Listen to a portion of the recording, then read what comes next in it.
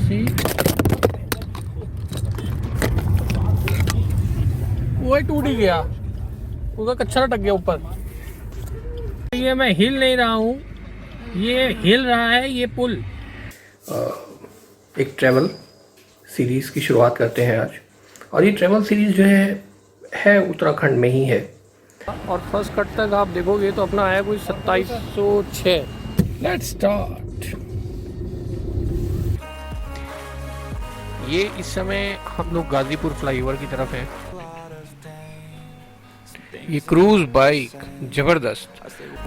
ये हम लोग गलत आ गए थे। ये आपको मैं बताऊं, ये जहाँ से अभी बस जा रही, ये वाला जो आप देख रहे हैं ना हाईवे, हमें इस पे जाना था जहाँ से ट्रक जाते हुए दिख रहे हैं। ये ओवरलोडिंग का नतीजा है। ओवरलोडिंग करके ये झमूरा गिर गया। अरे अरे अरे अरे मोड़, अरे मोड़, अरे समय हो गया शायद 8:30-9 बज रहे हैं। और ये है the great Shiva dhaba. Parking सुबह सुबह फुल हो गई है यहाँ पे।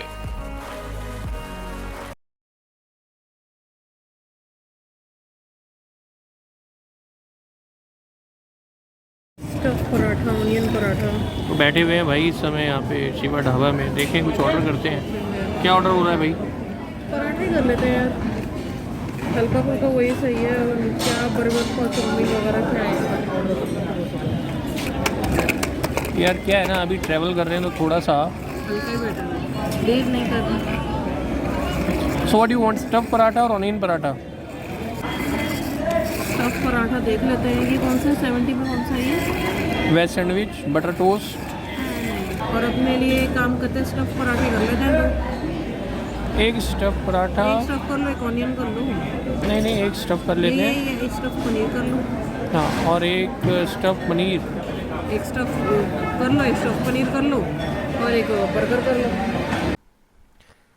तो लगभग 300 सालों की मशक्क़त के बाद हमने अपना ऑर्डर दे दिया और हमारे को मिला ये स्टफ पराठा, जो हमने लगभग खाना शुरू कर दिया। एक बर्गर मंगाया, स्वादिष्ट था। और ये जो है ये लहसुन की चटनी है। सारा सामान तो इसी ने बांध दिया था। और ये मक्खन बहुत अच्छा लग रहा था। पराठे का टेस्ट भी अच्छा था, नॉट बैड। लेकिन लहसुन की चटनी इज़ ऑसम। और लगभग 300 सालों के ऑर्डर के बाद, 300 साल मशक्क़त करने के बाद हमने ऑर्डर दिया और फिर हमने 400 साल लगा दिए खाना खाने में। Paratha was very very tasty. और ये कुल्हड़ वाली चाय, कुल्हड़ वाली चाय थे, पराठा हो गया। एंड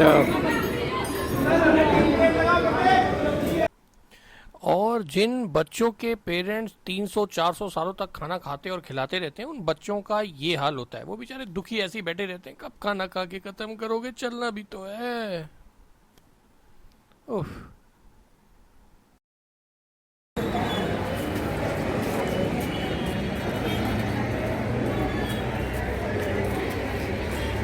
चलें अपनी गाड़ी की तरफ। आगे का रास्ता तय करना है भैया।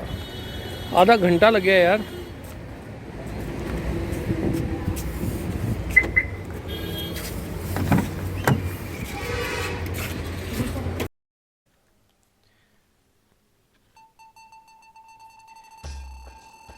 तो खाना खा लिया है और हमने 2 पराठे मंगाए थे। 3 पराठे मंगाए थे हमने। एक तो खा लिया। एक स्टफ पराठा था और एक और था, याद नहीं है कि वो क्या था, बट यस, एक पनीर पराठा था, एक स्टफ था, एक आलू प्याज या आलू गोभी ऐसे कुछ था। पराठा इज़ गुड और बिल उससे भी ज़्यादा अच्छा था।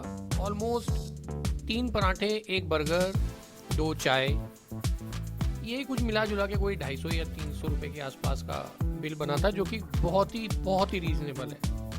इस पूरे रूट पे रिकमेंडेबल है। और भाई साहब यार इतना बड़ा ओवरलोड है, सही है यार, गजब है।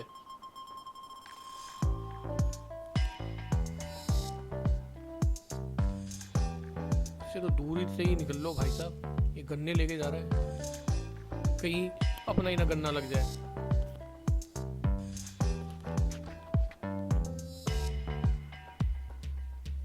रास्ते ठीक है। और अगर मैं तो आराम से ही चल रहा हूँ, सुबह 6 बजे निकले थे। ये जो साइड में आप देख रहे हो, ये मूड़े और ये जो हाथ के बने हुए होते हैं, बहुत पुराने कारीगर हैं यहाँ के ये, और बहुत ही अच्छा और टिकाऊ फर्नीचर बनाते हैं। बस मोल भाव आपको करना आना चाहिए, क्योंकि बहुत महंगे बोलते हैं, तो आपको थोड़ा सा बार्गेन करके इनको अपने हिसाब से रेट सेटल करके लेना पड़ेगा। बट बहुत ही किफ़ायती और बहुत ही बढ़िया कारीगरी होती है। सुबह 6 बजे के निकले हुए हैं यार, और नाश्ता भी कर लिया, और अभी तक हमने गढ़गंगा भी क्रॉस नहीं करी है। Can you believe? भाई साहब गड्ढे हैं यार। ये फ्लाईओवर बन तो रहे हैं, लेकिन ये कंप्लीट पता नहीं कब तक होंगे। अभी भी गढ़गंगा अप्रॉक्सीमेटली 5 से 7 किलोमीटर दूर है, शायद 10 किलोमीटर या 5-7 ही है। हाँ, सुबह सुबह का समय। और तो दिस इज अनदर टोल। ये गढ़मुक्तेश्वर से पहले वाला टोल है। और ये फास्टैग वाला कौन सा है भाई? फास्टैग की लेन कौन सी? वो टूट ही गया, उसका कच्चा लटक गया ऊपर।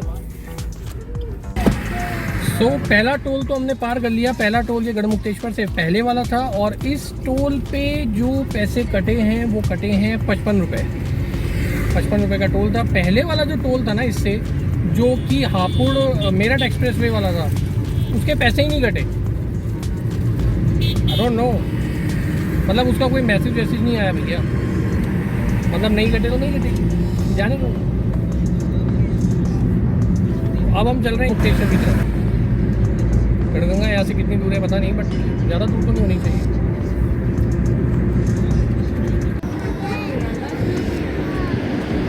ये है जी गढ़गंगा, और ये पुल हिल भी रहा है। ऊप्स। आगे नहीं देखो, आगे नहीं। तो पहले बना लो। बेटा पापा को तो डर लग रहा है। पापा को ये मैं हिल नहीं रहा हूँ, ये हिल रहा है ये पुल। चलो बेटा। भाई साहब कमाल की बात है कि ये रॉन्ग साइड कितने बेधड़क तरीके से आ रहे हैं, और एक नहीं पता नहीं कितने आ रहे हैं। और ऐसा नहीं है कि दूसरी साइड बंद है भाई साहब, वो भी चल रही है, लेकिन मजाल है कि इनको कुछ नहीं फर्क पड़ता। आ जाओ भाई साहब, अपने हिसाब से ही निकल लो यार। कमाल है यार, क्या क्या सोच है लोगों की। सड़क में गड्ढे या गड्ढे में सड़क। स्वागत है। बहुत बड़ा है यार, और कुछ जगह पे पैचेज इतने खराब हैं कि गाड़ी की तो बस पूछो ही मत। मैट्रिक्स बनानी पड़ती है गाड़ी को। मैट्रिक्स वाली पिक्चर आई थी ना।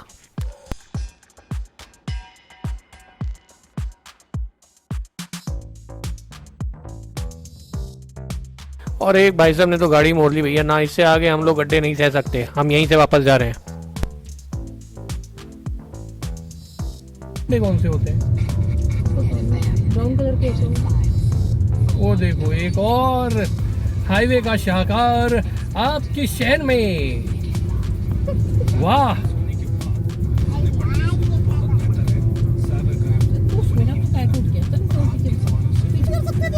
अरे यार जर्सी में।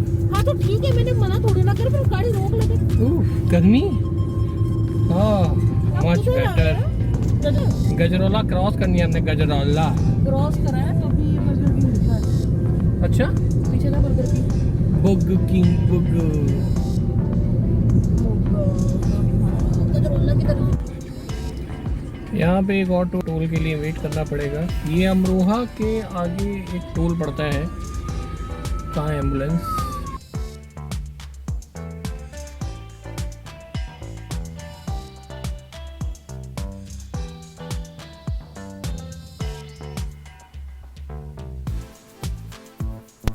हाईवेज पे इतना ये जाम रहे ना रहे, लेकिन ये टोल पे तो जाम आपको मिलता ही है। और ऐसा है कि कानून बना हुआ है कि अगर आप 10 मिनट से ज़्यादा अगर किसी टोल पे रुकते हैं तो आपका टोल नहीं कटेगा। और यहाँ पे ऑलमोस्ट 15 से 20 मिनट तो हो ही गए थे, लेकिन भाई साहब कानून की किसे परवाह है। और कई बार तो अगर आप इस तरीके का कानून बताते हैं तो भाई साहब डंडा पड़ता है, डंडा। कोई सुनवाई नहीं है। Poor people, hungry people, mango people, तो जाम लगाओ, खड़े रहो भाई। और फाइनली नंबर आ ही गया। ऐसा लग रहा था कि शायद हड़प्पा की संस्कृति से निकल के हम लोग आ रहे हैं और इतना ही समय लग गया ये टोल क्रॉस करने में।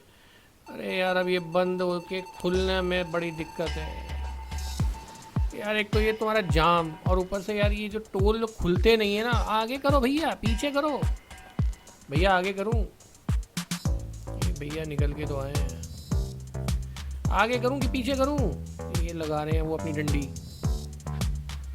हाँ यार ये डंडी से ही होना है तो डंडी लेके ही खड़ा रहा करो ना। हाँ पीछे कर लिया, नहीं खुल रहा तो यार कमाल है यार।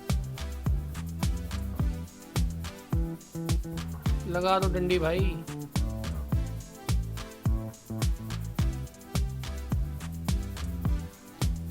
ये भी तंग आ गए का भैया, चले जाओ यहाँ से, नहीं हो रहा कुछ भी तुम्हारा, जाओ। फाइनली मेरी टोल की या तो व्यवस्था खराब है या फिर ये फास्टैग खराब है। कई जगह चलता है, कई जगह नहीं चलता भाई साहब, पता नहीं चल रहा। लेकिन परेशानी जो है ना वो लोगों को उठानी पड़ती है।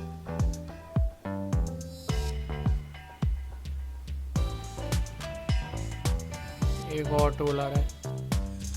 टोल देते देते लगता है जायदाद बेचनी पड़ेगी मुझे अपनी। इतने टोल है भाई, इतने टोल है। और वो मेरठ वाला टोल जो है, मैं अभी देख रहा था फोन में, वो 1 अप्रैल से कटना शुरू होगा। पता नहीं कितना कटेगा।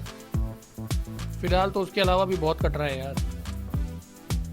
कटवाओ भैया, यहाँ भी कटवाओ टोल।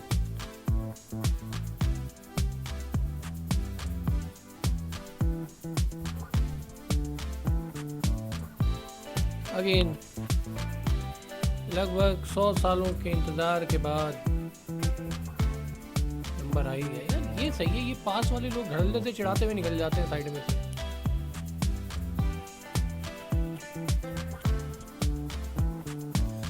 ये तो पास, मंथली पास वाले होल्डर है ये, बाकी सब बलब है।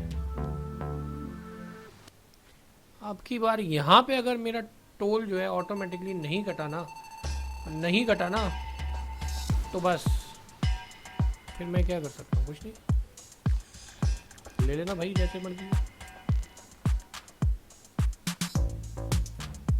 ये देखो इन वाली गाड़ी भाई साहब ने आगे लगाई, सांस से करके निकल गए।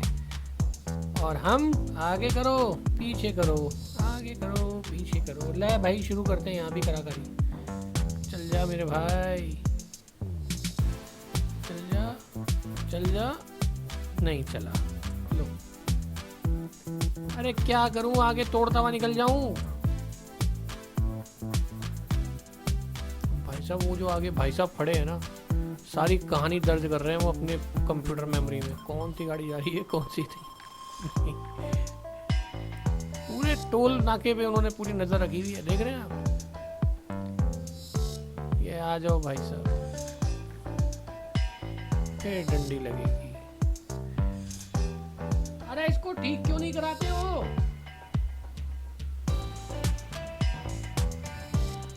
ए भगवान।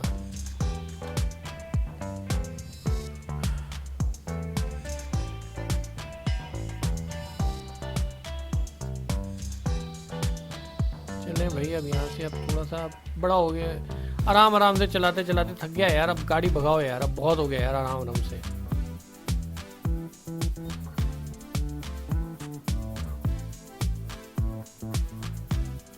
और ये है दी अम्मा गेट, पी अम्मा गेट जो भी है, ये गेट है। और इससे अंदर हम घुस रहे हैं। ये रामपुर की तरफ से अंदर मुड़ के पी अम्मा गेट आता है। और साइड नहीं देंगे भाई साहब, चाहे कुछ भी हो।